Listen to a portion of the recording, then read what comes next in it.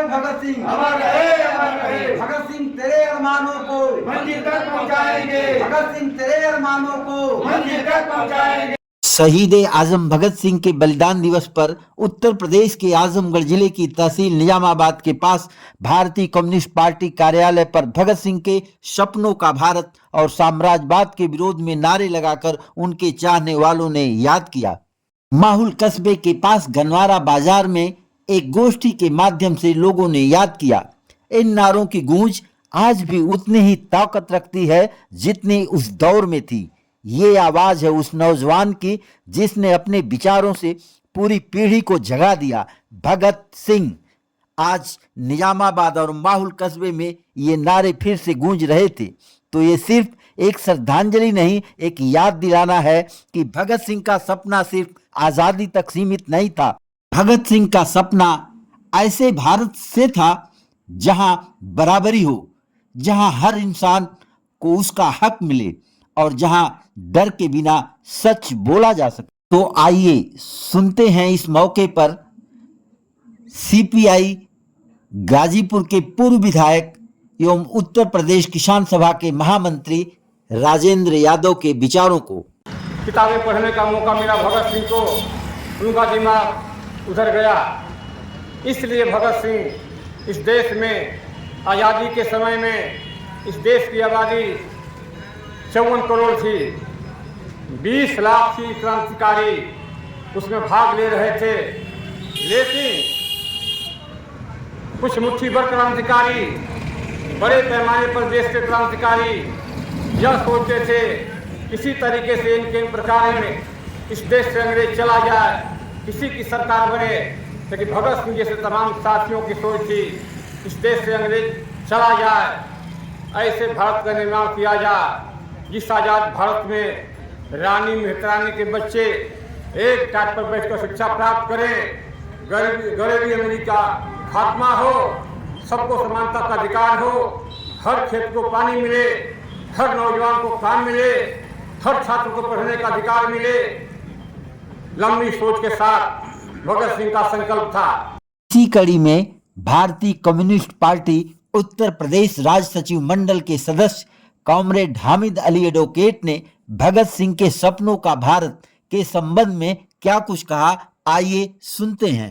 इन क्रांतिकारियों का, स्वतंत्रता संग्राम सेनानियों का एक बहुत विशाल सपना था कि हमारा देश आज़ाद होगा, आज़ादी इस देश के किसानों को मिलेगी, हमारे देश के विद्यार्थियों को आज़ादी मिलेगी, नौजवानों को आज़ादी मिलेगी, यहाँ की महिलाओं को आज़ादी मिलेगी और हिंदुस्तान के अंदर जो हुकूमत कायम होगी वो गरीबों की होगी, समाजवादियों की होगी और किसानों की होगी, मजदूरों की होगी। ये सपना लेकर के हिंदुस्तान के वो महान क्रांतिकारियों ने जो सपना देखा था, 23 साल की उम्र में शहीद आजम जिसको दर्जा दिया गया, भगत सिंह फांसी पर चढ़ गए। आखिरकार उनके सपनों का भारत कब बनेगा और कैसे बनेगा, यही हम सब लोगों को आज बलिदान दिवस के अवसर पे हम लोग को इसी बात पर विचार करने की जरूरत है। देश के अंदर महंगाई बेतहाशा बढ़ रही है, बेरोजगारी बढ़ रही है, किसान के उसके पैदावार का उसको दाम नहीं मिल रहा है, मजदूरों की हालत खराब हो रही है, मनरेगा जैसे कानून को समाप्त किया जा रहा है, 23 लाख करोड़ रुपया सरमायादारों का, पूंजीपतियों का माफ कर दिया जाता है और जो किसान मजदूर हैं जिन पे चक्रवृद्धि ब्याज लगा करके उनसे वसूली की जा रही है। कौन से सोच का ये सपना, शहीद आजम भगत सिंह का सपना साकार करना लोग चाहते हैं। हम तो आज शहीद आजम भगत सिंह के इस बलिदान दिवस के अवसर पे हम सिर्फ एक बात को बहुत ही मजबूती के साथ कहना चाहते हैं। हमारी जो संख्या है, जो ताकत है, हमें दावे के साथ कहना चाहता हूँ, इस आजमगढ़ जनपद में जो आजमगढ़ जिला जब मऊ नहीं था, जिसे केरल की संज्ञा दी जाती थी, लाल परचम का जिला कहा जाता था। आज भी वो हालात हमारे मौजूद हैं आजमगढ़ जिले में। ऐसी परिस्थिति है आजमगढ़ जिले में। जो राजनीतिक पार्टियां हमारे कब्जा किए हुए हैं विधानसभाओं के अंदर, लोकसभा के अंदर जो लोग कब्जा किए हैं, इन लोगों ने हमारे वसूल को, हमारे सिद्धांत को चकनाचूर करने की कोशिश किया। हम तो सांप्रदायिक ताकतों को, फिरका प्रस्तावकों को इस देश के अंदर इसलिए नहीं आने देना चाहते थे, फांसीवादी ताकतों को इसलिए नहीं आने देना चाहते थे कि 2 दिन की राजनीति में आने वाले इस देश में पूंजीपति उनको फाइनेंस करेगा और शर्त लगाएगा पूंजीपति कि आप राजनीति में फलो फूलो, हेलीकॉप्टर लो, पैसा लो, चुनाव में पर्चा पोस्टर निकालो, धुआंधार रुपया खर्चा करो, लेकिन लाल परचम के लोगों को कमजोर करो। एक ये साजिश है पूंजीपतियों की।